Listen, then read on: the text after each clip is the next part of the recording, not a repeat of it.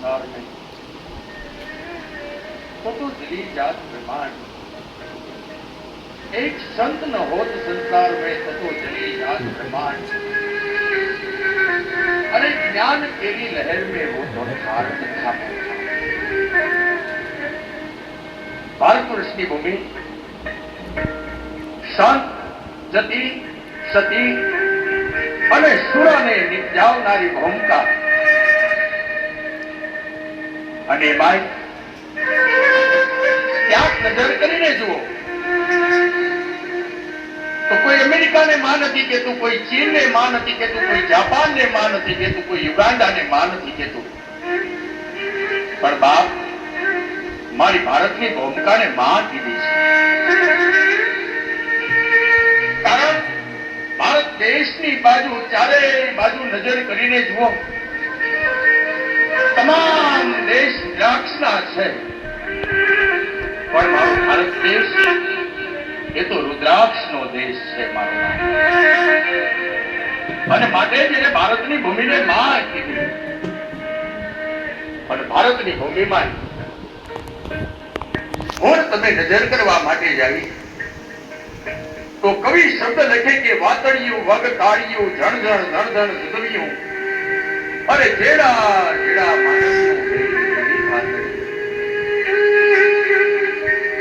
સાહેબ ભારતની ભૂમિકામાં અનેક સંતો ભાગ્યા અને એમાં પિરાણું કયો તોય ભલે અને ભગતની ગાદી તોય મારો બાપ.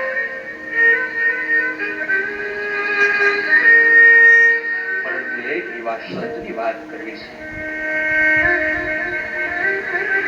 કે જેણે તમને મને આ દેશની ધરતીમાં કંઈક સારા સૌભાગ્ય પ્રાપ્ત કરીને આપ્યા છે. અને એવું જ પંખીના માળા જેવું ખોબલામાં હમાઈ જાય એવું ઝાલાવાડ પંથક અને ઝાલાવાડ પંથકની અંદર હે મારો બાપ હળવદ ગામ. અને હળવદને આંગણે એક એવા સંતનો જન્મ થયો મારા બાપ. પિતા લક્ષ્મીરામ અને માતા તેજી માને આંગણે કહેવાય છે કે અલૌકિક પુરુષ 1800 નો સૈકો અને સન 8 મહિનાની બીજ. શબ્દને કહેતા વાર લાગે કે કોટે મોર ટહુંચિયા વાદળ ચમકી વીજ મારા રુદાને રાણો સાંભળ્યો અને ત્યાં તો આવી હાડી. 8 મહિનાનો મોરલો બરાબર મેં આવ્યો કરી અને એક ડોકના 3 કટકા કરીને કહેતો હોય. અને એવી બાપ મેઘલી માજમ રાત 8 મહિનાની રાત છે અને રાતની એમ કહેવાય કે રાતના બરાબર 12 વાગ્યા તેજી માના કુખે એવું તત્વ પ્રગટ થયું. જેનું નામ જન્મતા વેદ કદાચ કહી શકાય કે માવતરે પાડ્યું હતું કે ખોરડું ગરીબ અને ગરીબનું આંગણું લાવ એનું નામ પણ પાડીએ નામ ગરીબ. ખોરડું ગરીબ છે અને બાપ જેને કેમ કહેવાય કે લખી પંડ્યાને આંગણે જેથી એક એવું તત્વનું દર્શન થાય અને જન્મતા વેત ગરીબને ખોરડે જન્મ થાય તેથી નામ પાડ્યું છે ગરીબ. સાહેબ બાળક જન્મ લે ભક્તિ ભર્યું વાતાવરણ અને ઘરના બરાબર ઘરની અંદર કદાચ નજર કરી કે નથી આમાં ભક્તિના બીજ રોપાયા.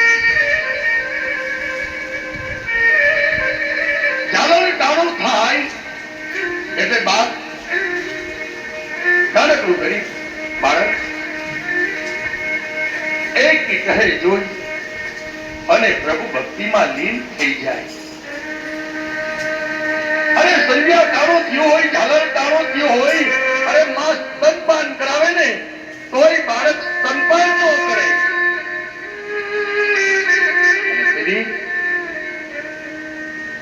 વિચાર થયો કે નથી, કોઈ પુરુષ આપણા આંગણે જન્મ લઈને આવ્યો છે. સાહેબ હળવદના પાદરમાં ધીરે ધીરે ધીરે કરતા કરતા બાળક એમ કહેવાય છે કે મોટું થયું. 12 વર્ષનો એમ કહેવાય કે ગરીબ એમ કહેવાય છે કે 12 વર્ષનો થયો. આંગણે કદાચ કોઈ દુખ્યો આવે ને અને ભારે બેઠેલો નાનકડો બાળક ગરીબ પોતે ભારે બેઠો હોય ને કોક આવી જાય ને તો ઉભો થઈ અને એમ કહેવાય કે જે માંગવા માટે આવ્યો છે, જે કઈક લેવા માટે આવ્યો છે ને જઈને દઈ દે. વિચાર કરી લીધો સાહેબ કે ખોરડું ગરીબનું માંડ કરી અને જે ટુકડો મળે અને એ ટુકડો કદાચ આંગણે આવેલા અભ્યાગતને દઈ દે. તેથી તેજી માએ કીધું બેટા હજી તો આપણે માંડ મળે છે અને તું આંગણે આવેલા અભ્યાગતને દઈ દે. હા માં, હું ગરીબ છું, મારું ખોરડું ગરીબ છે, પણ માં મારું દિલ ગરીબ નથી. બા મારું ખોરડું ગરીબ, મારું નામ ગરીબ, મારું દિલ ગરીબ નથી. હું સાધુનો દીકરો છું. માં ખવડાવીને ખાઈને ત્યાં મારો સાકર લાગી થાય. 12 વર્ષનો બાળક ગરીબદાસ એમ કહેવાય છે કે ધીરે ધીરે ધીરે ડગલા માંડતા માંડતા માંડતા યુવાનીમાં પ્રવેશ કર્યો. માવતરને થયું કે લાવ આપણું એક જ સંતાન છે, એને પરણાવીએ. મા બાપ પરણાવવાની વાત કરે ત્યાં તો નાનકડો બાળક માંથી એક કહેવાય કે યુવા અવસ્થામાં પ્રવેશ કરેલો ગરીબ ગામની પાદર જોગીની જમાત આવીને બેઠી છે અને જોગીની જમાતમાં બરાબર ભક્તિમાં લીન બન્યો ને માની આંખમાં આહુડા આવી ગયા. હે અંતર્યામી, હે ઠાકર, બાળક એક જ છે અને ઈ ભક્તિના રંગે. હા માં, કદાચ મને એમ લાગે કે માત્ર આ તારા ઘરમાં જન્મ લીધો હશે, પણ કહેવાય છે ને કે જોગીની જમાતમાં ધીરે ધીરે કરતા કરતા ગરીબદાસ જઈને બેઠે છે. અને તેથી સાહેબ ગરીબદાસની પાસે જઈને માએ કીધું કે બેટા તને પરણાવો તો પડશે. અને તેથી એક કીધું કે માં આ મારે લલાટે ભગવો ભેખ લખાણો, મારા લલાટે ભગવો ભેખ લખાણો છે. હવે મારે કેમ કરી અને સંસારમાં જાઉં. પણ તેથી બરાબર યુવા અવસ્થામાં પ્રવાસ કરતો કરતો કરતો કરતો યુવાન બરાબર એમ કહેવાય છે કે ભક્તિના રંગે રંગાણો.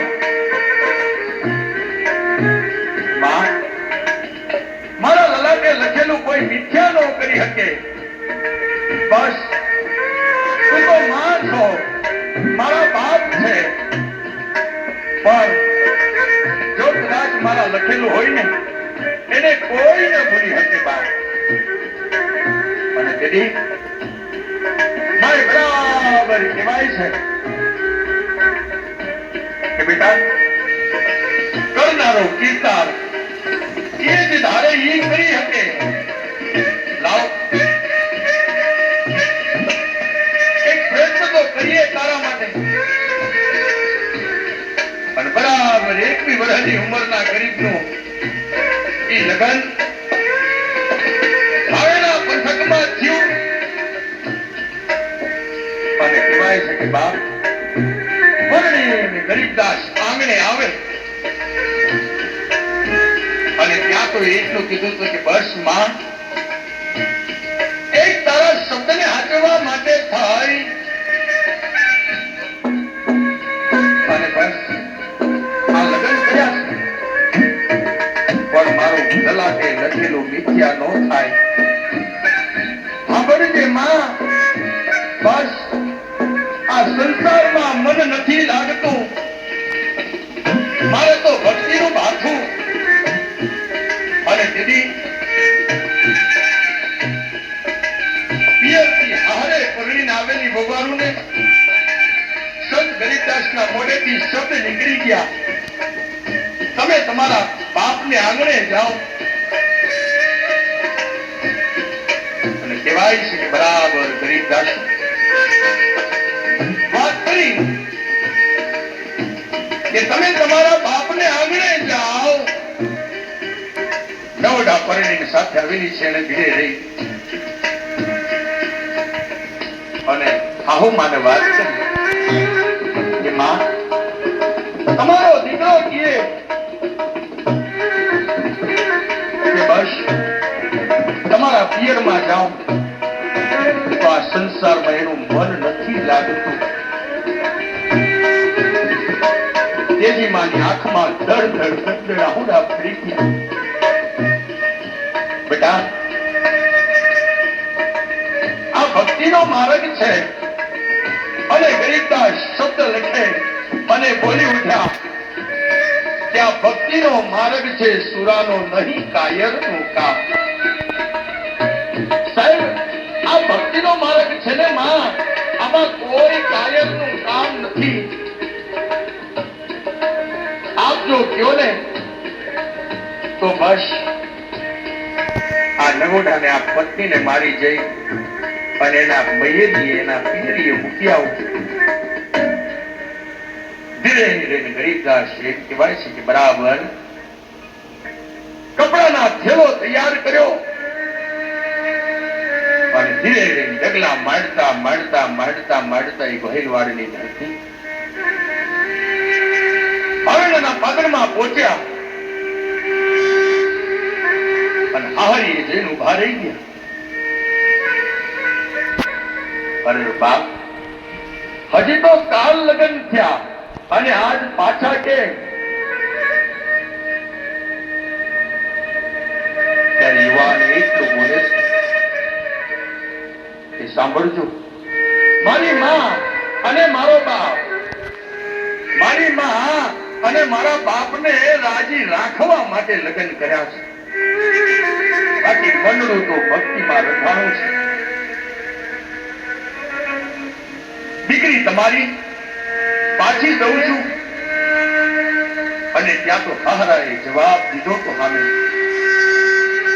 કે જો ભક્તિમાં રંગ રંગાણો હોય ને, ભક્તિમાં રંગે રંગાણા હોય ને તો સાંભળી લેજો, કોઈ જોગીની જમાતમાં જવું પડે.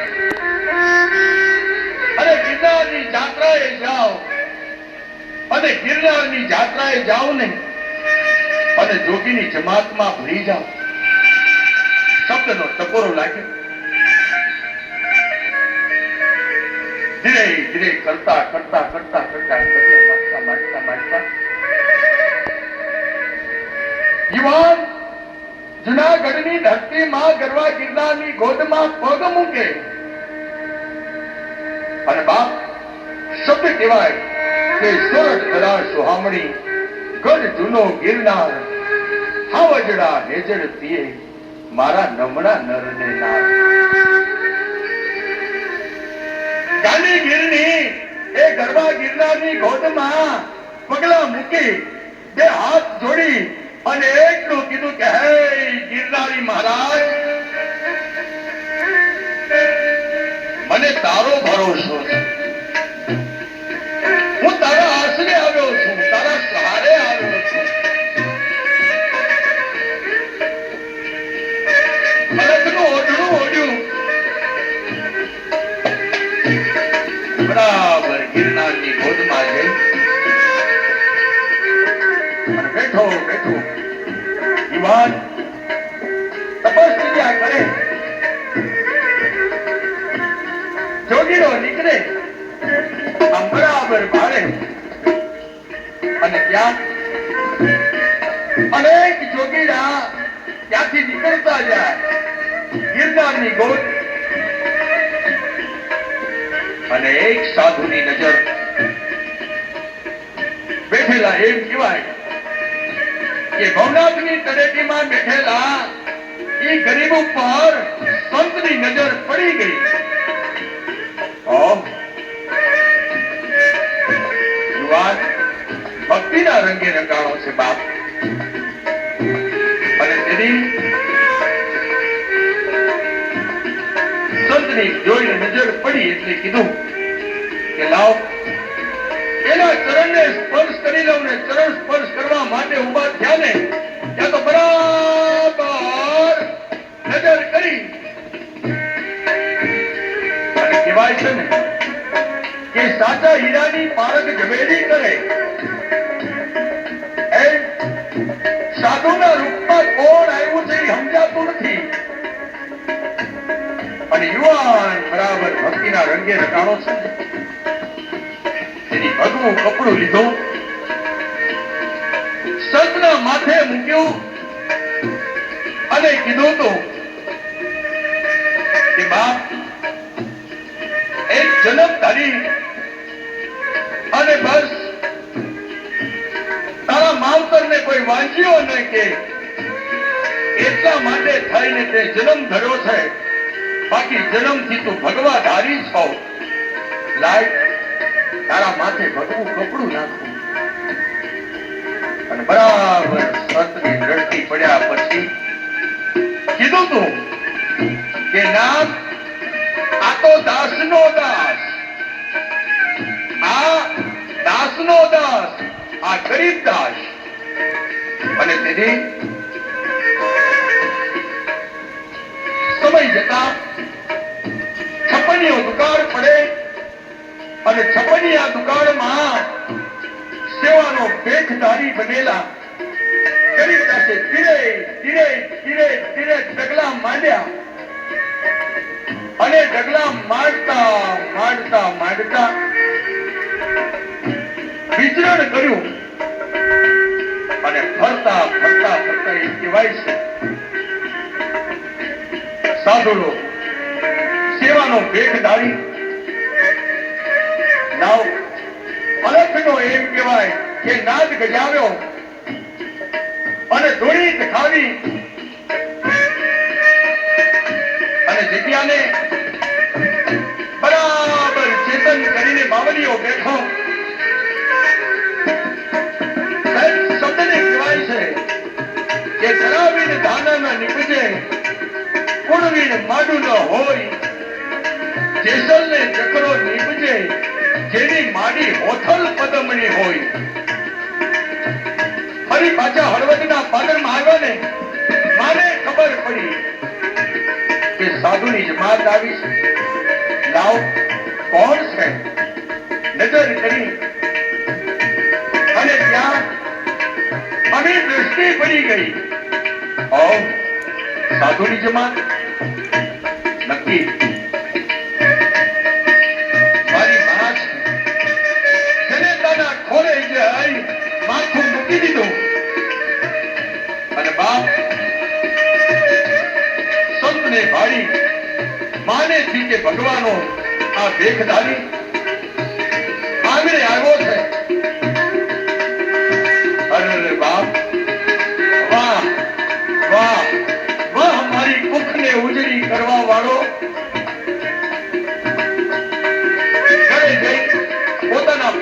લખીરામને વાત કરે કે સંતની જમાતમાં ભગવા બેઠેલો ધણી આવીને બેઠો છે ને ઓળખી ગયો. કોણ? સાહેબ, એ શબ્દને કદાચ નજર કરી કે કોણ, બરાબર બાપ અને દીકરાની એક નજર, બાપ અને દીકરાની એક નજર થાય અને ત્યાં તો શબ્દ એમ કહેવાય છે કે બાપે બરાબર માથે હાથ મૂકવાની વાત કરી. ત્યાં તો એમ કીધું હતું કે બસ હવે દીકરો તો હતો પણ હવે તો ભેખધારી બન્યો છે. મારી આંખમાં આહુડા પડી ગયા કે દીકરા અમારી સેવા કોણ કરે? માં, હવે તો માત્ર તમારી જ નહીં આ જગતની સેવા કરવાનો મને અવસર મળ્યો. માને હાથ પકડી, એક બાજુ બાપનો હાથ પકડી, સંત કહેવાય છે કે બરાબર નીકળીને જાય, જ્યાં પગ મૂકે ત્યાં માવતર ને હારે લઈને ફરે. અને માવતર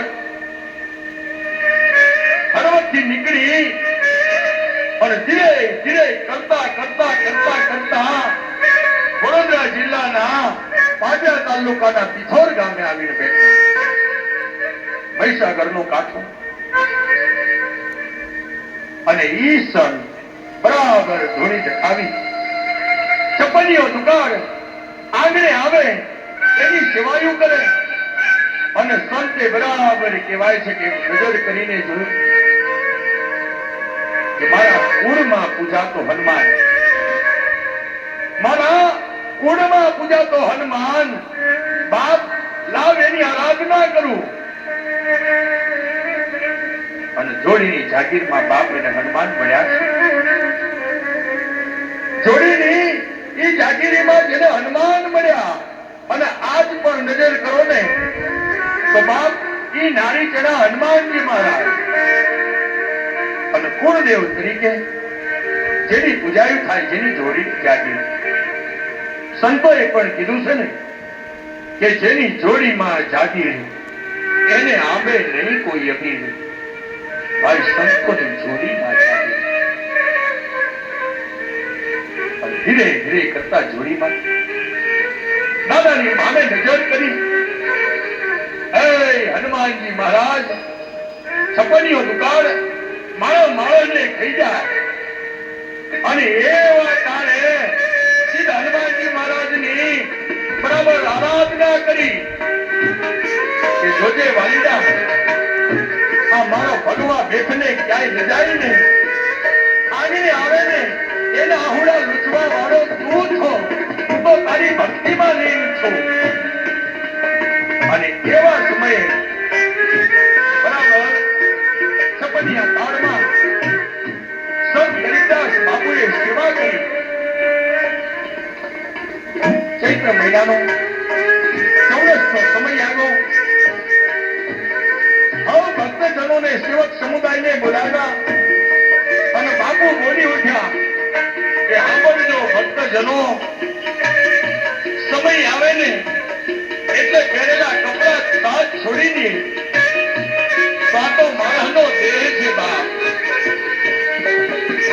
સમય આવે કપડા બદલવા પડે પણ હું તો ભેખદારી. મારો સમય આવે છે અને ત્યારે આસો સુદ દશમના દિવસે, દશેરાના દિવસે હું મારો દેહ છોડું.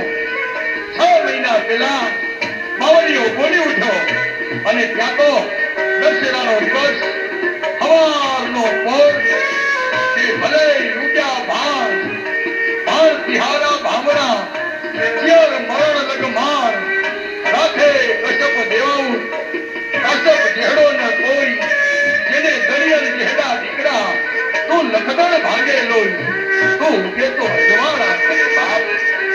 અને આમ સૂર્ય ધરતી પર અજવાળા કરે ને કરે.